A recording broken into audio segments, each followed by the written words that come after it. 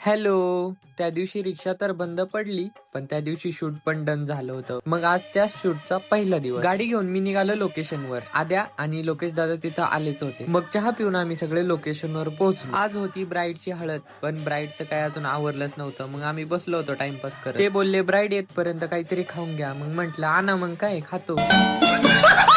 आपण काय लाजत बिजत नाही बाई. खाणे का तो खाणे का. फायनली ब्राईडची एंट्री झाली. एंट्री वगैरे कव्हर केली एकदम क्वालिटी मध्ये. मग आपल्या टीमने सेटअप वगैरे करून घेतला. नियोजन एकदम पद्धतशीर होतं बाई, काय विषय नव्हता. मग आद्याला म्हटलं, बाळा बस तू जरा वेळ, मी काढतो. सोपं आहे का, आपल्याला ड्रोन कॅमेरा एडिटिंग सगळं येते. लोकेशदा फोटो काढत होता आणि आद्या आणि मी व्हिडिओ काढत होतो. सगळे एकदम जॉली माणसं होती बाई, फुल राडा एकदम. हळदीची डायरेक्ट फेकाफेकी चालू होती डायरेक्ट तिथे. हळद तर ते फेकतच होते, पण ती हळद उडत होती आमच्या अंगावर.